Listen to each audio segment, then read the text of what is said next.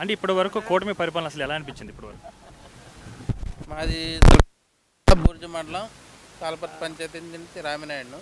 కూటమి ప్రభుత్వం వచ్చాక చాలా అభివృద్ధి, చాలా కార్యక్రమాలు అన్నీ జరుగుతున్నవి. ఈరోజు కూటమి ప్రభుత్వం వచ్చాక ఈ రోడ్లు కానీ, తర్వాత పెన్షన్ కానీ, తర్వాత పేదవాడు అన్నోడు కూడా చాలా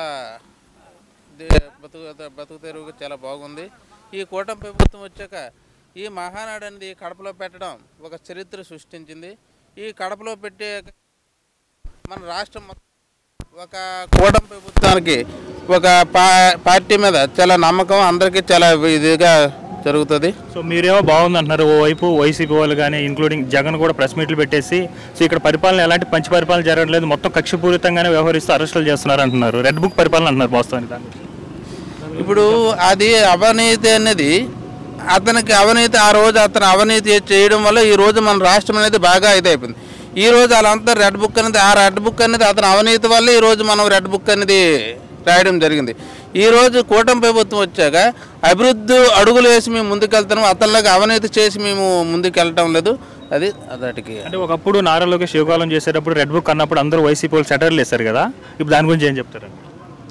అవి సెటార్లు వేసారంటే వాళ్ళ పార్టీ తరఫున వాళ్ళు వేశారు. అది వాళ్ళు అడిగేదానికి వాళ్ళు రెడ్ బుక్ అంటే ఏంటంటే మేము వాళ్ళు తప్పు చేశారు కాబట్టి ప్రతి వాళ్ళకి మేము ఆ రోజు రెడ్ బుక్లో మేము అది రాయడం జరిగింది. అది కరెక్ట్గా తప్పు చేసే వాళ్ళందరికీ కూడా విడిచిపెట్టము, దానికి రెడ్ బుక్, దానికి నారా లోకేష్ బాబు దాని గురించి నిర్ణయం తీసుకున్నాం. సో ఈ మధ్య ప్రెస్ మీట్లో కూడా ఈ అరెస్టుల పైన జగన్ గారు స్పందిస్తూ నెక్స్ట్ వచ్చేది మనమే, ఇంకా మీరు ఏ బుక్లో కావాలంటే ఆ బుక్లో రాసుకోండి, నెక్స్ట్ చుక్కలు చూపిస్తాం వాళ్ళకి అంటున్నారు. దాని గురించి ఏం చెప్తారు? జగన్ అనే వ్యక్తి అనేది మన ఆంధ్రప్రదేశ్లో ముఖ్యమంత్రి అవ్వడం అనేది మరి అది చరిత్రలో జరగదు. కూటమి ప్రభుత్వం తర్వాత ఈ ప్రభుత్వం జగన్ అనే వ్యక్తి అనేది నెక్స్ట్ సీఎం అనే అవకాశాలు ఎప్పుడు మరి మన ఆంధ్రప్రదేశ్లో ఉండదు. అది సో అలాగే కూటమి పరిపాలన ఇప్పటి వరకు అంత సంక్షేమ పథకాల విధంగా కానీ ఎలా పోతున్నారు, ఎలా దూసుకుపోతున్నారు అభివృద్ధి పరంగా కానీ? అభివృద్ధి పరంగా ఏంటంటే మేము ఫస్ట్ ఈరోజు జరిగి ఇప్పుడు ఈరోజు మేము గెలిచి కరెక్ట్గా సంవత్సరం కూడా 12 నెలలు అవ్వలేదు. అయినప్పటికీ ఈరోజు ఎన్నో పథకాలు మేము అమలు చేశాము.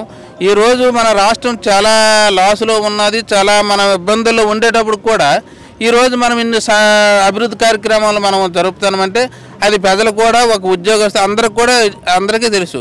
ఈరోజు మన రాష్ట్రం మనం అతను ఈ 5 సంవత్సరాలు ఏది చేసినా ఎక్కడ చేసినా అతను ఏదో అప్పులే తప్ప కానీ ఏ రోజు ఆదాయం అనేది మన రాష్ట్రం లేదు.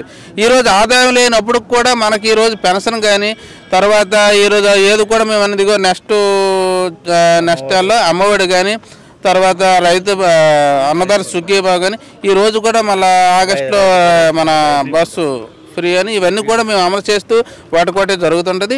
మనకి ఈరోజు అది ఒకటి అలాగా అమలు అవుతుంది. అలాగే ఈ మధ్య ప్రెస్ మీట్లో సో ఇప్పుడు కూటమి ప్రభుత్వం 1 year కాకముందని ఇంత అప్పులు చేసేస్తుందని విమర్శిస్తున్నారు కదా, వాళ్ళకి ఏం చెప్తారు? అప్పులు అంటే మరి ఇప్పుడు అప్పులు అంటే అప్పులు ఏర్చేది.